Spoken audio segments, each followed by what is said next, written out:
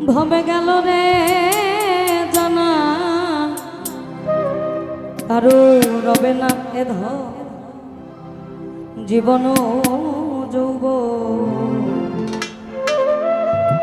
তবে কেন মন করো তুমি এত বাসনা রবে না এ একবার সবুরের দেশে বই দেখি দম কষে সবুরের দেশে বই দেখি দম কষে উঠি সোনার ভেসে উঠি সোনার ভেসে পেয়ে যন্ত্রণা কারো হবে না হবে জীবন যৌব তবে কেন মন করো এত বাসনা কারো রবে না এ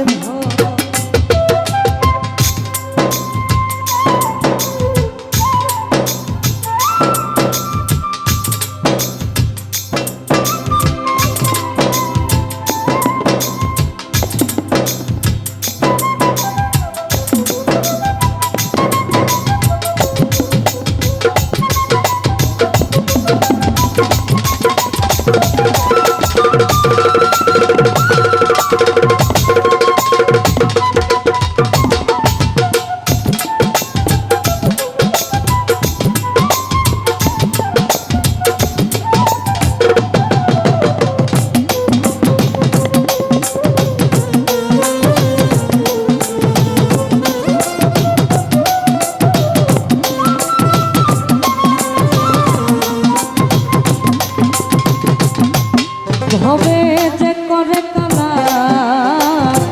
ওই চরণের আশা জানো না রে মা তার কি দুর্দশা যে করে কালা চরণের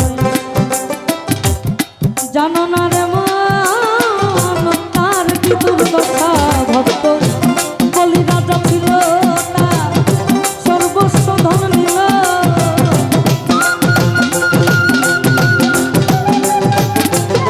ভক্ত বলি রাজা ছিল সর্বস্ব ধন নিল বামন রূপে প্রভু করে ছলনা কারো রবে না হবে জীবন যৌব তবে কেন মন করো এত বাসনা কারো রবে না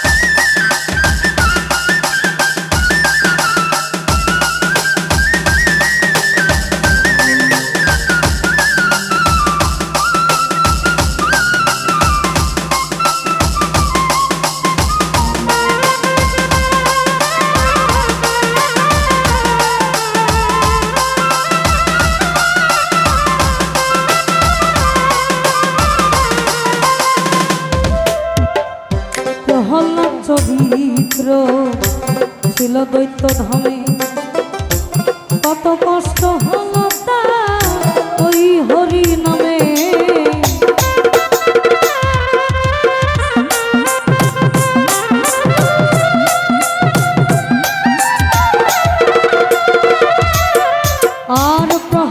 সাত চরিত্র ছিল দৈত্য ধামে, কত কষ্ট হলো তার ওই হরি নামে।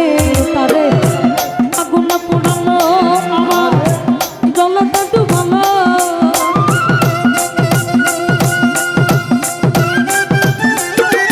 তারে আগুনে পোড়ালো জলতা ডুবালো, তবু না ছাড়িল ওই রূপ সাধনা কারো। রবে না ধন হবে জীবন যৌবন, তবে কেন মন করো এত বাসনা কারো। রবে না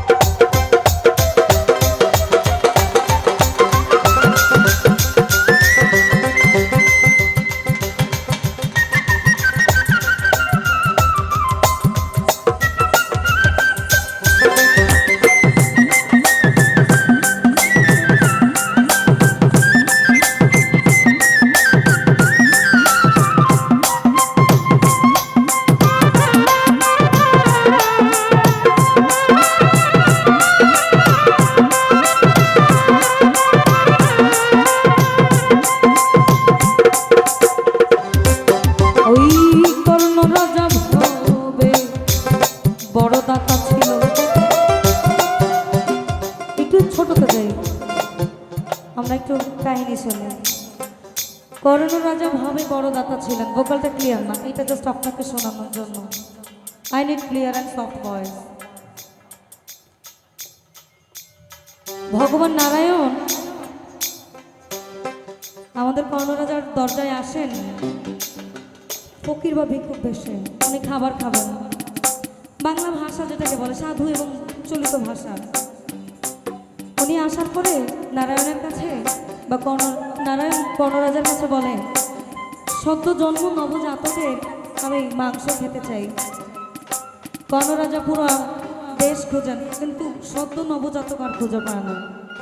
পরে নারায়ণ বলে, তোমার ঘরেই তো আছে, তাহলে সেটাকে প্রস্তুত করে আমার সামনে দাও। একদিকে উনি হচ্ছেন পিতা, অন্যদিকে হচ্ছে অতিথি দেবভব, অর্থাৎ ভগবান সমতুল্য। উনি তো আর জানতেন না যে ভগবান নারায়ণ স্বয়ং তার দরজায় এসেছেন ভক্ষণের জন্য। এটা হচ্ছে তাকে পরীক্ষা করার জন্য। এজন্যই বলা, কর্ণ রাজা ভবে বড় দাতা ছিল, অতিথির পেতা পুত্র কেন ছিল। কর্ণ রাজা ভবে বড় দাতা ছিল, অতিথির পেতা পুত্র কেন ছিল। কর্ণ অনুরাগী ভবে না হইল সগী,